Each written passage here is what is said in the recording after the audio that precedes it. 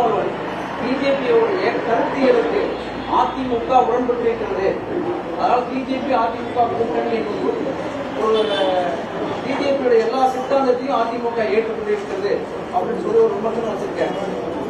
திரு திருமாவளவன் அவர்கள் திராவிட முன்னேற்ற கழகத்தோடு இப்ப கூட்டணி வச்சிருக்காரு. அடிக்கடி கூட்டணியினுக்கு தலைவராக இருக்கின்ற மாநிலத்தினுடைய முதலமைச்சரை சந்திச்சு பேசுறாரு. அப்ப அவர்கிட்ட என்ன கேட்கணும்னா,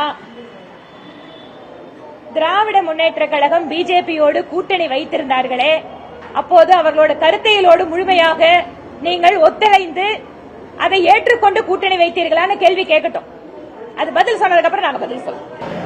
ஆணவ கொலைகள் தொடர்கிறது, கஸ்டடி டெத் நடக்குது. சேம் டைம் காவல்துறையினரையே பேங்க்ல இருந்து மிரட்டுறாங்க. கஞ்சா குற்றவாளிகள், கொலை குற்றவாளிகள் கூட்டிட்டு போயிட்டு இருக்காங்க. 3 விதமாகவும் நடக்குது.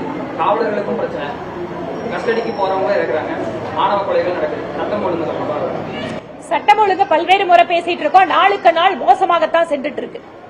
சமூக நீதி பேசுகின்ற, திராவிட மாடல் என்று பேசுகின்ற மாநில அரசு முழுக்க முழுக்க சட்டம் ஒழுங்கு, பெண்கள் பாதுகாப்பு, பட்டியலினத்தை சார்ந்தவர்கள் மீதான தாக்குதல், இதை தடுப்பதில் முழுமையாக தோல்வியடைந்திருக்கிறது.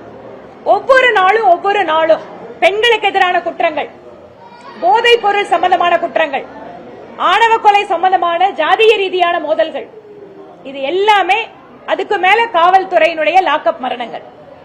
எந்த விதத்திலேயும் ஒரு இடத்தில் கூட இந்த மாநில அரசு சட்டம் ஒழுங்கு, மக்களுடைய பாதுகாப்பை பராமரிக்கிறது என்கின்ற பேச்சுக்கே இடமில்லை. நாளுக்கு நாள் நிலைமை மோசமாகிக் கொண்டிருக்கிறது. அதை மறைப்பதற்காக உங்களுடன் ஸ்டாலின் நலம் முகாம் அப்படின்னு மக்களை திசை திருப்ப பாக்குறாங்க. நீதிமன்றத்தினுடைய தீர்ப்பிற்கு பின்பாக கூட இந்த நலம் அப்படிங்கிற இந்த நிகழ்ச்சியை நடத்துறாங்கன்னு சொன்னா, நீதித்துறையின் மீது மாநில அரசு, அதுவும் தேர்ந்தெடுக்கப்பட்ட ஒரு மக்கள் பிரதிநிதிகளை வைத்திருக்கக்கூடிய ஒரு மாநில அரசு நீதிமன்றத்தினுடைய தீர்ப்பை மதிக்கவில்லை என்றால் குடிமக்களுக்கு இந்த அரசு என்ன செய்தி சொல்ல விரும்புகிறது? ரொம்ப தெளிவா ஆர்டர் போட்டதுக்கு அப்புறம் கூட திருப்பி தொடர்ச்சியா நடத்துறாங்கன்னா நீதிமன்றத்தை மதிக்கலன்னு அர்த்தம். ஓபிஎஸ் இப்ப என்டிஏல இருந்து விலகிட்டாரு. அவரு விஜய் கூட இணைந்து 3வது அணி உருவாகும் அப்படிங்கிற மாதிரி ஒரு ஸ்டாலினையும் போய் பார்த்து வந்திருக்காரு.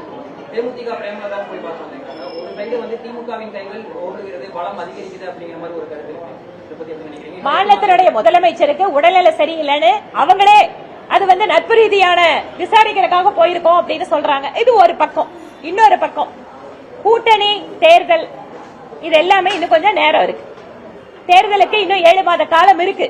அதனால இந்த 7 மாத காலத்துல என்னென்னவெல்லாம் மாற்றங்கள் வரப்போகுதுன்னு எல்லாரும் நம்ம பார்க்க தான் போறோம். தேசிய ஜனநாயக கூட்டணியை பொறுத்தவரை யார் உள்ளே வருகிறார்கள், யாரோடு எங்கள் கட்சி தலைமை பேச்சுவார்த்தை நடத்துகிறது, யாரெல்லாம் வரக்கூடிய காலத்தில் உள்ளே வருகிறார்கள் அப்படிங்கறது எல்லாமே தேசிய தலைமை அந்தந்த நேரத்தில் அறிவிக்கும். அப்ப நம்ம தெரிஞ்சுக்கலாம். வருவாங்க. வரும்போது எல்லாரும் ஒட்டு மொத்தமா சேர்ந்து யார் இருக்காங்கன்னு உங்களுக்கு தெரியுதா? எல்லாத்தாவது இருக்காங்க.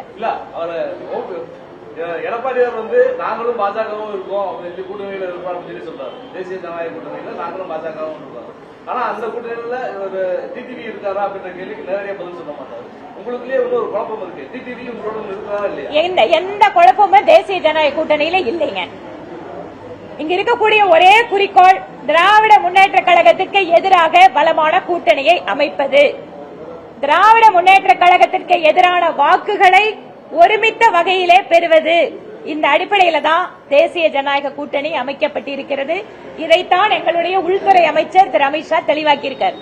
இதுல யார் வர்றாங்க, யாரு இல்ல அப்படிங்கறது எல்லாமே தேசிய ஜனநாயக கூட்டணியினுடைய கூட்டணி கட்சி தலைவர்கள் எல்லாம் பார்த்துட்டு எங்களுடைய தலைமை அறிவிக்கும். பிளே ஸ்டோர் மற்றும் ஆப் ஸ்டோரில் இருந்து பாலிமர் செயலியை QR கோடு மூலம் பதிவிறக்கம் செய்யுங்கள்.